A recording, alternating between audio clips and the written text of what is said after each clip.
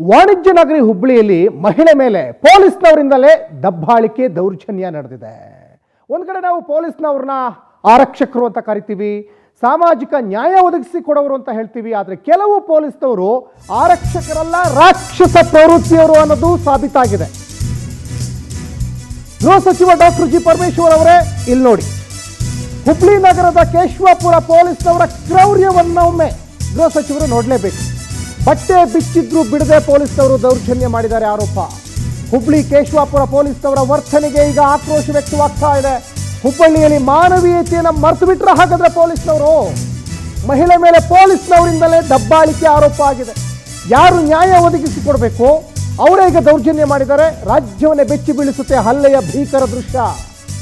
Doctor G Parameshwar, ನಿಮ್ಮ ಇಲಾಖೆಯಲ್ಲಿ ಏನ್ ನಡೀತಾ ಇದೆ ಒಮ್ಮೆ ಕಣ್ಣಾಡಿಸಿ ನೋಡಿ. ಹುಬ್ಬಳ್ಳಿ ನಗರದ ಕೇಶವಾಪುರದಲ್ಲಿ ಬಟ್ಟೆ ಬಿಚ್ಚಿದ್ರು ಬಿಡದೆ ಪೊಲೀಸ್ನವರು ದೌರ್ಜನ್ಯವನ್ನ ಮಾಡಿರುವಂತಹ ಆರೋಪ ಈಗ ಕೇಳಿ ಬರ್ತಾ ಇದೆ.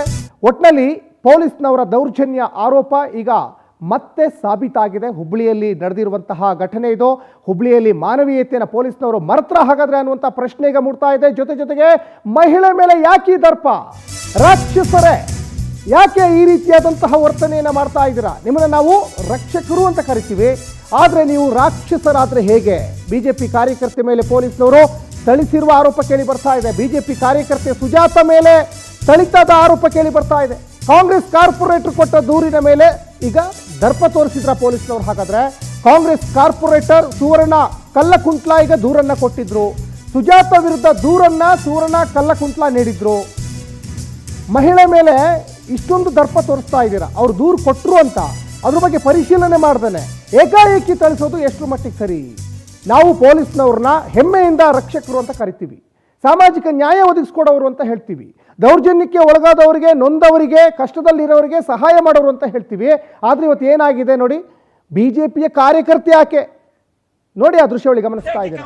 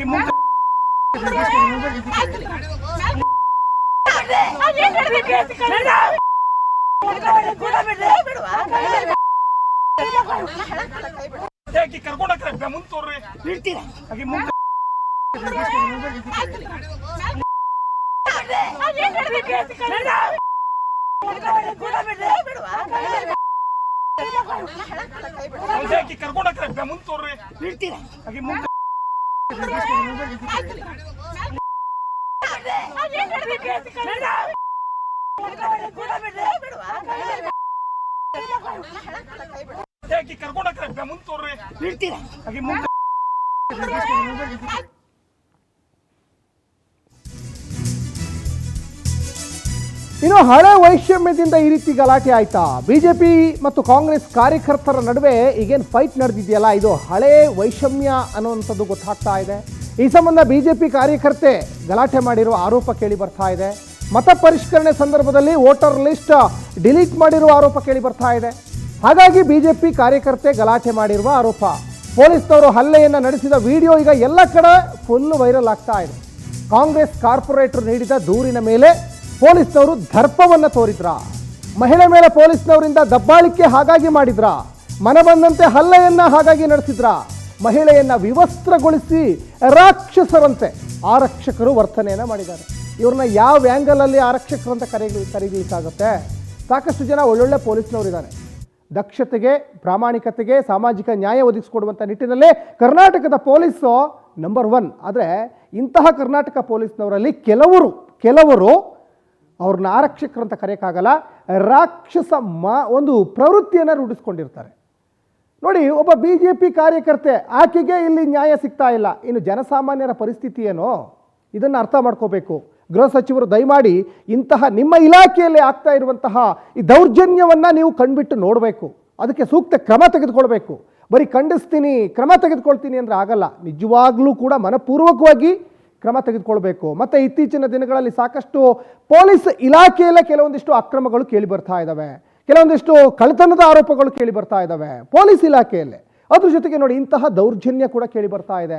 ಹಾಗಾಗಿ ಪೊಲೀಸ್ನವರ ಇಂತಹ ವಿರುದ್ಧ ಒಂದು ಕಡೆ ಅನುಚಿತ ವರ್ತನೆಯನ್ನು ತೋರೋರ ವಿರುದ್ಧ ಸೂಕ್ತವಾದಂತಹ ಕ್ರಮಕ್ಕೆ ಗೃಹ ಇಲಾಖೆ, ಗೃಹ ಸಚಿವರು ದಯಮಾಡಿ ಮುಂದಾಗಬೇಕು.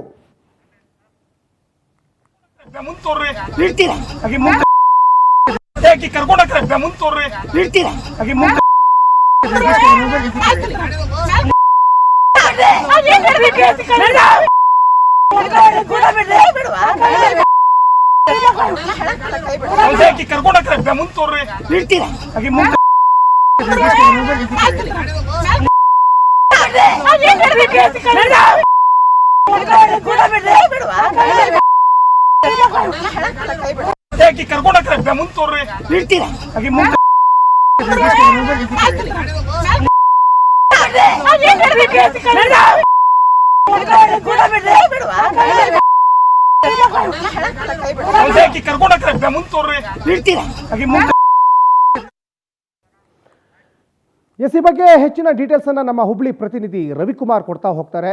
ರವಿಕುಮಾರ್, ಪೊಲೀಸ್ನವರೇ ಒಂದು ಕಡೆ ಈಗ ದೌರ್ಜನ್ಯವನ್ನ ಮಾಡಿದ್ರೆ ಜನ ಯಾರ ಹತ್ರ ನ್ಯಾಯ ಕೇಳಿಸ್ಕೊಂಡು ಹೋಗಬೇಕು?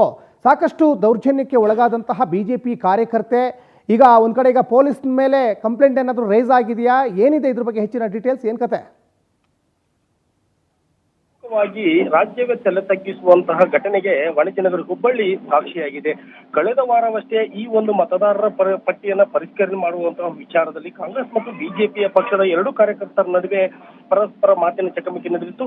ಈ ಒಂದು ಸಂದರ್ಭದಲ್ಲಿ ಪ್ರಶ್ನೆಯನ್ನ ಮಾಡಿದ್ದಕ್ಕೆ ಸುವರ್ಣ ಕಲ್ಗುಂಟ್ಲವರ ಮೇಲೆ ಹಲ್ಲೆಯನ್ನು ಮಾಡಿದ್ದಾರೆ ಎಂದು ಸುವರ್ಣ ಕಲ್ಗುಂಟ್ ಮತ್ತು ಕಾಂಗ್ರೆಸ್ ಪಕ್ಷದ ಕಾರ್ಯಕರ್ತರು ಮುಖಂಡರು ದೂರನ್ನ ನೀಡಿದರು. ಆ ಒಂದು ದೂರಿನ ಹಿನ್ನೆಲೆಯೊಳಗೆ ಕೇಶವಪುರ ಪೊಲೀಸರು ಸುಜಾತ ಹಂಡಿ ಅವರನ್ನ ವಶಕ್ಕೆ ತೆಗೆದುಕೊಂಡು ಆ ಒಂದು ಕರೆದುಕೊಂಡುವಂತ ಹೋಗುವ ಒಂದು ಸಂದರ್ಭದಲ್ಲಿ ಪೊಲೀಸ್ ಜೀಪ್ನಲ್ಲಿಯೇ ಒಂದು ವಿವಸ್ತ್ರವನ್ನು ಬಳಸಿ ಹಲ್ಲೆ ಮಾಡಿದ್ದಾರೆ. ಆ ಒಂದು ವಿಡಿಯೋ ಕೂಡ ಈಗ ಸದ್ಯ ಸಾಕಷ್ಟು ಪ್ರಮಾಣದಲ್ಲಿ ಚರ್ಚೆಗೆ ಗ್ರಾಸವಾಗಿದ್ದು ವೈರಲ್ ಕೂಡ ಆಗಿವೆ. ಸದ್ಯ ಈ ಒಂದು ವಿಚಾರ ಕುರಿತಂತೆ ಕೂಡ ಸಾಕಷ್ಟು ಪ್ರಮಾಣದಲ್ಲಿ ಆಕ್ರೋಶ ಕೂಡ ವ್ಯಕ್ತವಾಗ್ತಾ ಇದ್ದು, ಇದು ಪೊಲೀಸರು ಮತ್ತು ಪೊಲೀಸರ ಒಂದು ಘಟನೆಗೆ ಖಂಡನೆ ವ್ಯಕ್ತವಾಗ್ತಾ ಇದ್ದಾರೆ. ಬಿಜೆಪಿ ಮತ್ತು ಕಾಂಗ್ರೆಸ್ ಕಾರ್ಯಕರ್ತರ ಹಳೆ ದೇಶವೇ ಇದೊಂದು ಗಲಾಟೆಗೆ ಪ್ರಮುಖವಾದಂತಹ ಕಾರಣವಾಗಿದ್ದು, ಸದ್ಯ ಈಗ ಸುಜಾತ ಹಂಡಿ ಅವರು ಸಹಿತ ಆ ಒಂದು ಪೊಲೀಸರು ಬಂಧಿಸಿ ಅವರನ್ನ ಜೈಲಿಗೆ ಇತ್ತ ಈ ಒಂದು ವಿಚಾರ ಕುರಿತಂತೆ ಕೂಡ ಕಾಂಗ್ರೆಸ್ನವರಿಗೆ ಮೇಲೆ ಆಕ್ರೋಶ ವ್ಯಕ್ತವಾಗ್ತಾ ಇದ್ದು, ಪೊಲೀಸ್ ಆಯುಕ್ತ ಶಶಿಕುಮಾರ್ ಅವರು ಸಹಿತ ಆ ಒಂದು ಪೊಲೀಸ್ ಠಾಣೆಗೆ ಸದ್ಯ ಆಗಮಿಸಿ ಪರಿಶೀಲನೆ ಮಾಡ್ತಾ ಇದ್ದು ಮಾಹಿತಿಯನ್ನು ಕಲೆ ಹಾಕ್ತಾ ಇದ್ದಾರೆ. ಸಚಿನ್, ರವಿಕುಮಾರ್, ತಮ್ಮೆಲ್ಲ ಡೀಟೇಲ್ಸ್ಗಾಗಿ ಎನ್ ಶಶಿಕುಮಾರ್ ಹುಬ್ಳಿ ಧಾರವಾಡ ಕಮಿಷನರ್ ಆಗಿದ್ದಾರೆ. ಸಾಕಷ್ಟು ಸ್ಟ್ರಿಕ್ಟ್ ಆಫೀಸರ್. ಈ ಹಿಂದೆ ಮಂಗಳೂರಿನಲ್ಲೂ ಕೂಡ ಸಾಕಷ್ಟು ಇಂತಹ ದೌರ್ಜನ್ಯವನ್ನು ಅವ್ರು ಸಹಿಸಿಕೊಳ್ಳಲ್ಲ, ಇನ್ನೂ ಕೂಡ ಸೂಕ್ತ ಕ್ರಮಗಳನ್ನು ತೆಗೆದುಕೊಂಡಿದ್ದಾರೆ ಅನ್ನುವಂತಹ ಒಂದು ಮನೋಭಾವನೆ ಕೂಡ ಈಗ ವ್ಯಕ್ತವಾಗ್ತಾ ಇದೆ. ಒಟ್ಟಿನಲ್ಲಿ ನೋಡಿ, ಪೊಲೀಸ್ನವರೇ ಈ ರೀತಿಯಾದಂತಹ ರಾಕ್ಷಸ ಮನೋಭಾವನೆಯನ್ನು ಹೊಂದಿದ್ರೆ ಜನ ಯಾರ ಹತ್ರ ನ್ಯಾಯ ಕೇಳ್ಕೊಂಡು ಹೋಗಬೇಕು? ಅದರಲ್ಲೂ ಕೂಡ ಒಂದು ಪಕ್ಷದ ಕಾರ್ಯಕರ್ತೆ ಯಾಕೆ ಅವರಿಗೆ ನ್ಯಾಯ ಇಲ್ಲ? ಬಿಜೆಪಿ ಕಾರ್ಯಕರ್ತೆ ಯಾಕೆ ಅವರಿಗೆ ನ್ಯಾಯ ಇಲ್ಲ ಅಂದರೆ ಜನಸಾಮಾನ್ಯರು ಇವತ್ತು ಪೊಲೀಸ್ ಹತ್ರ ಹೋದರೆ ನಿಜಕ್ಕೂ ನ್ಯಾಯ ಸಿಗ್ತದಾ? ಪೊಲೀಸ್ ಬಗ್ಗೆ ಇರುವಂತಹ ಒಂದು ನಂಬಿಕೆ, ಗೌರವ ಇವರೇ ಕಳ್ಕೊಳ್ತಾ ಇದ್ದಾರೆ. ಕೆಲವೊಂದಿಷ್ಟು ಪೊಲೀಸ್ನವರಿಂದ ಈ ರೀತಿಯಾದಂತಹ ಒಂದು ಇಲಾಖೆಗೆ ಕೆಟ್ಟ ಹೆಸರು ಬರ್ತಾ ಇದೆ. ಹಾಗಾಗಿ ಈ ಬಗ್ಗೆ ಒಂದಿಷ್ಟು ರಾಕ್ಷಸ ಒಂದು ಮನೋಭಾವನೆ ಹೊಂದಿರುವಂತಹ ಪೊಲೀಸ್ನವ್ರ ಬಗ್ಗೆ ಸೂಕ್ತವಾದಂತಹ ಕ್ರಮಗಳನ್ನು ತೆಗೆದುಕೊಳ್ಬೇಕಾಗ್ತದೆ.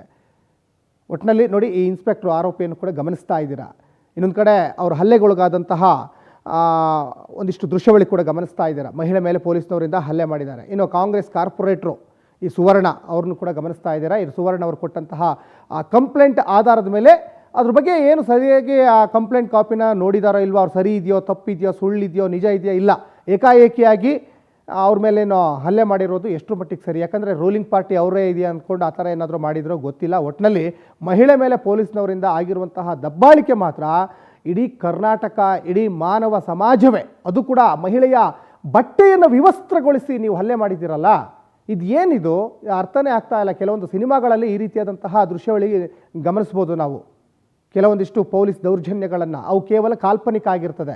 ಆದರೆ ಈ ವಾಣಿಜ್ಯ ನಗರಿ ಹುಬ್ಬಳ್ಳಿಯಲ್ಲಿ ಇದು ಕಾಲ್ಪನಿಕ ಅಲ್ಲ. ಇದು ಮೈ ಮೇಲೆ ಕಾಕಿ ಇದೆ ಅಂದ್ಕೊಂಡು ಅಧಿಕಾರವನ್ನು ಚಲಾಯಿಸೋದು ಎಷ್ಟು ಮಟ್ಟಿಗೆ ಸರಿ? ಅದಕ್ಕೆ ಆದಂತಹ ಒಂದು ಪವಿತ್ರ ಒಂದು ಘನತೆ ಇದೆ, ಅದಕ್ಕೆ ಆದಂತಹ ಒಂದು ಗೌರವ ಇದೆ. ಅದನ್ನು ಕಾಪಾಡ್ಕೊಂಡು ಹೋಗಬೇಕಾದದ್ದು ಪ್ರತಿಯೊಬ್ಬ ಪೊಲೀಸ್ನವರ ಕರ್ತವ್ಯ ಆಗಿರ್ತದೆ.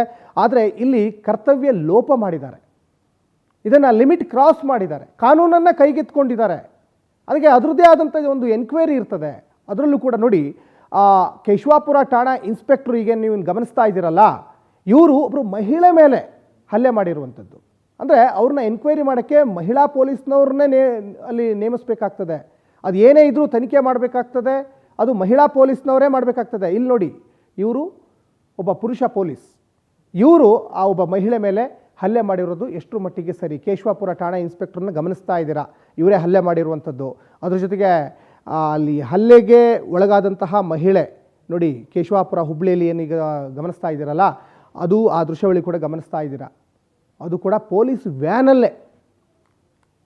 ಇನ್ನು ಕಾನೂನು ಸುವ್ಯವಸ್ಥೆಯನ್ನು ಕಾಪಾಡಬೇಕಾದಂತಹ ಪೊಲೀಸ್ನವರು ಇವತ್ತು ಕಾನೂನನ್ನೇ ಉಲ್ಲಂಘನೆ ಮಾಡ್ತಾ ಇದ್ದರೆ ಜನಸಾಮಾನ್ಯರಿಗೆ ಪೊಲೀಸ್ ಮೇಲೆ ಇರುವಂತಹ ಒಂದು ಗೌರವ, ನಂಬಿಕೆ, ವಿಶ್ವಾಸ ಎಲ್ಲವನ್ನು ಕೂಡ ಕಳ್ಕೊಳ್ತಾ ಬರ್ತಾರೆ.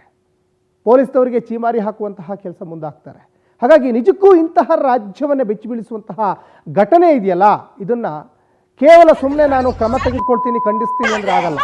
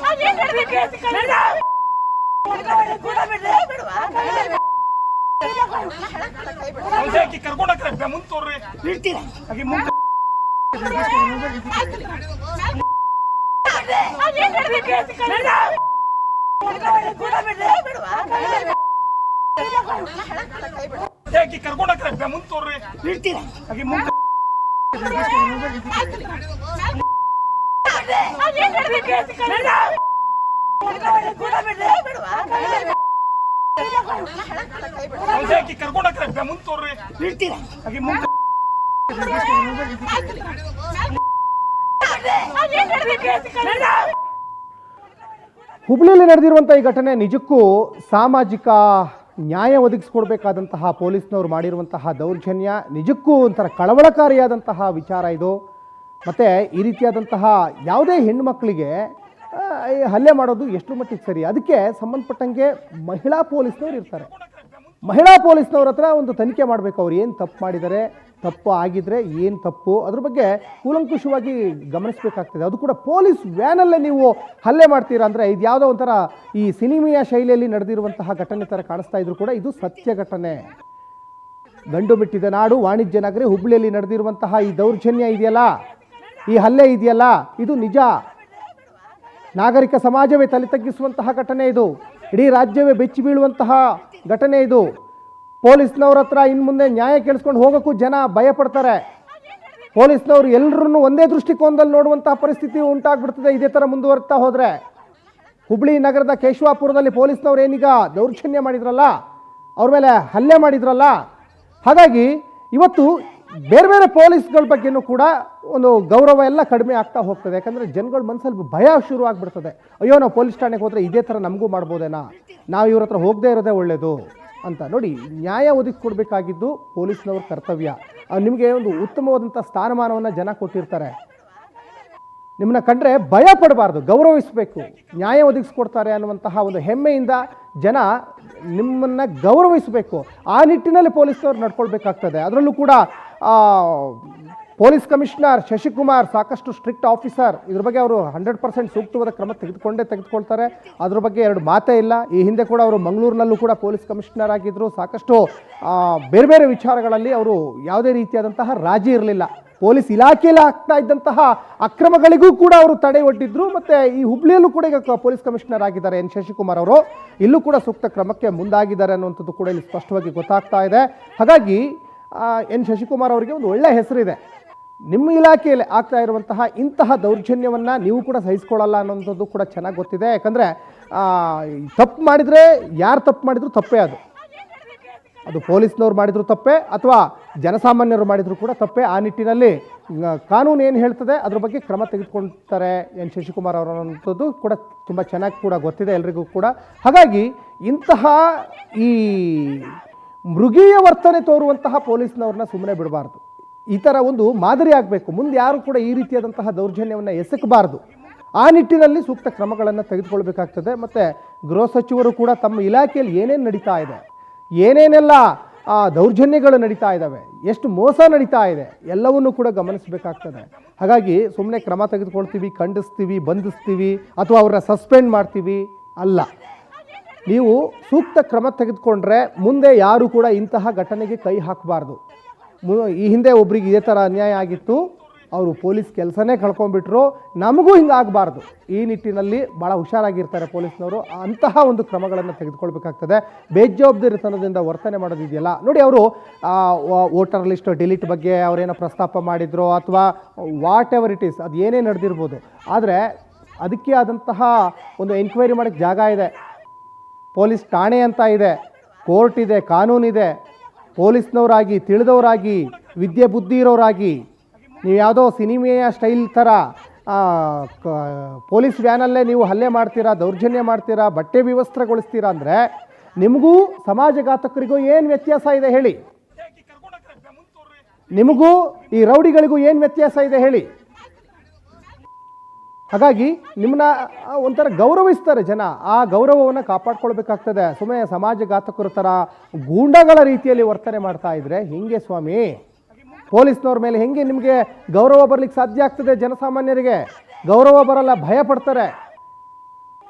ಯಾವುದಾದ್ರೂ ಒಂದು ಕಂಪ್ಲೇಂಟ್ ಕೊಡಬೇಕು ಅಂತ ಇದ್ರೂ ಕೂಡ ಕಂಪ್ಲೇಂಟ್ ಕೊಡೋಕ್ಕೆ ಹಿಂದೇಟು ಹಾಕ್ತಾರೆ. ಆ ನಿಟ್ಟಿನಲ್ಲಿ ನೀವು ಭಯ ಸೃಷ್ಟಿ ಮಾಡ್ತಾ ಇದ್ದೀರಾ ಜನತೆ ಮನಸ್ಸಲ್ಲಿ. ಆ ಭಯ ಸೃಷ್ಟಿ ಮಾಡೋದನ್ನು ಕಮ್ಮಿ ಮಾಡಿ, ಪೊಲೀಸ್ ಅಂದರೆ ಜನಸ್ನೇಹಿಗಳು, ಜನರಿಗೆ ಉಪಕಾರ ಮಾಡೋಕ್ಕಿರೋವಂಥವ್ರು. ಯಾವುದೇ ರೀತಿಯಾದಂತಹ ಕಂಪ್ಲೇಂಟ್ ಇದ್ರೂ ಕೂಡ ಅದಕ್ಕೆ ಸಾಮಾಜಿಕ ನ್ಯಾಯ ಒದಗಿಸ್ಕೊಡೋರು ನಾವು ಅನ್ನುವಂತಹ ಮನೋಭಾವನೆ ಸೃಷ್ಟಿ ಮಾಡಬೇಕು ಜನಸಾಮಾನ್ಯರಲ್ಲಿ. ಆ ನಿಟ್ಟಿನಲ್ಲಿ ಪೊಲೀಸ್ನವ್ರು ಕೆಲಸ ಮಾಡಬೇಕಾಗ್ತದೆ. ಹಾಗಂತ ಹೇಳ್ಬಿಟ್ಟು ಎಲ್ಲ ಪೊಲೀಸ್ನವರು ಇದೇ ಥರ ಅಂತ ಹೇಳೋಕ್ಕಾಗಲ್ಲ. ಸಾಕಷ್ಟು ಒಳ್ಳೊಳ್ಳೆ ಪೊಲೀಸ್ನವರು ಇದ್ದಾರೆ. ಈಗಾಗಲೇ ಹೇಳ್ತಾ ಇದ್ವಿ, ಎನ್ ಶಶಿಕುಮಾರ್ ತುಂಬ ಸ್ಟ್ರಿಕ್ಟ್ ಆಫೀಸರ್ ಅವರು.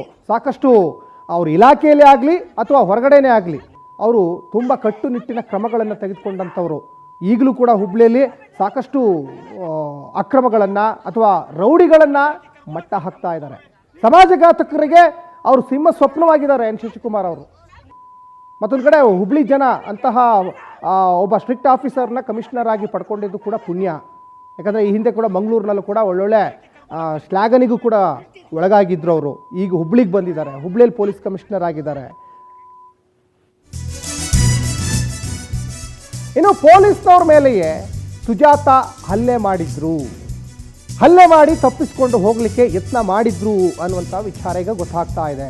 ಪೊಲೀಸ್ನವ್ರ ಮೇಲೆ ಹಲ್ಲೆ ಮಾಡಿದ ಫೋಟೋ ವೈರಲ್ ಆಗಿದೆ. ಪೊಲೀಸರ ಮೇಲೆಯೇ ಸುಜಾತ ಹಲ್ಲೆ ಮಾಡಿದ್ರು ಅನ್ನುವಂತಹ ಮಾಹಿತಿ ಈಗ ಸಿಗ್ತಾ ಇದೆ. ಹಲ್ಲೆ ಮಾಡಿ ತಪ್ಪಿಸ್ಕೊಂಡು ಹೋಗಲಿಕ್ಕೆ ಸುಜಾತ ಪ್ಲ್ಯಾನ್ ಮಾಡಿದ್ರಂತೆ. ಪೊಲೀಸ್ನವ್ರ ಮೇಲೆ ಹಲ್ಲೆ ಮಾಡಿದ ಫೋಟೋ ಈಗ ವೈರಲ್ ಆಗ್ತಾ ಇದೆ.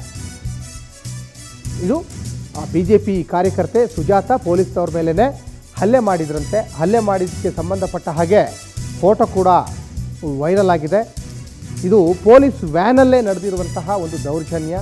ಆ ದೌರ್ಜನ್ಯ ನಡೀತಾ ಇದ್ದಂಥ ಸಂದರ್ಭದಲ್ಲಿ, ಅಂದರೆ ಅವ್ರ ಮೇಲೆ ಹಲ್ಲೆ ಮಾಡ್ತಾ ಇದ್ದಂಥ ಸಂದರ್ಭದಲ್ಲಿ ಇವರೇ ಅವರಿಗೆ ಪ್ರತಿದಾಳಿ ಮಾಡಿದ್ದಾರೆ. ಆ ಫೋಟೋ ಕೂಡ ಈಗ ವೈರಲ್ ಆಗಿದೆ. ನೋಡಿ, ದೃಶ್ಯಗಳಲ್ಲಿ ಕೂಡ ಗಮನಿಸ್ತಾ ಇದ್ದೀರಾ.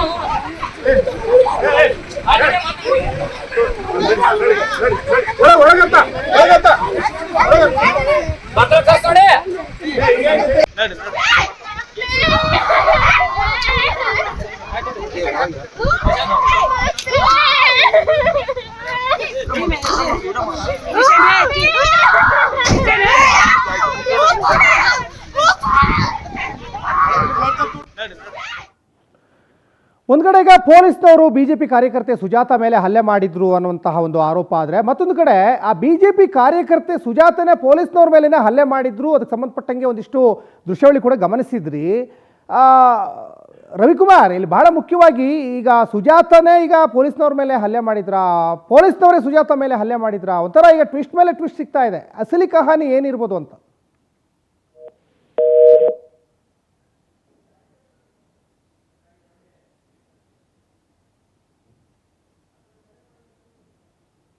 ಬಹುಶಃ ಸಂಪರ್ಕ ಕಡಿತ ಆಗಿದೆ ಅಂತ ಕಾಣಿಸುತ್ತೆ. ಇದು ಈಗ ಮತ್ತೆ ಸಂಪರ್ಕ ಮಾಡೋಣ. ರವಿಕುಮಾರ್, ಇಲ್ಲಿ ಬಹಳ ಮುಖ್ಯವಾಗಿ ಬಿಜೆಪಿ ಕಾರ್ಯಕರ್ತೆ ಸುಜಾತ ಮೇಲೆ ಹಲ್ಲೆ ಆಗಿದೆ ಅನ್ನುವಂತಹ ಒಂದು ಆರೋಪ ಆದರೆ ಸುಜಾತನೇ ಪೊಲೀಸ್ನವ್ರ ಮೇಲೆ ಹಲ್ಲೆ ಮಾಡಿದ್ರು. ಅದಕ್ಕೆ ಸಂಬಂಧಪಟ್ಟಂಗೆ ಒಂದಿಷ್ಟು ಫೋಟೋ ಕೂಡ ವೈರಲ್ ಆಗ್ತಾ ಇದೆ. ಯಾವುದು ಸತ್ಯ, ಯಾವುದು ಸುಳ್ಳು, ಏನಿದೆ ಹೆಚ್ಚಿನ ಡೀಟೇಲ್ಸ್? ಸಚಿನ್, ನಿಜಕ್ಕೂ ಕೂಡ ಇಂತಹದೊಂದು ಪ್ರಶ್ನೆ ನಿಜಕ್ಕೂ ಕೂಡ ಸದ್ಯ ವೈರಲ್ ಆಗಿರುವಂತಹ ಫೋಟೋ ಮತ್ತು ವಿಡಿಯೋಗಳಿಂದ ಕಂಡು ಬರ್ತಾ ಇದೆ.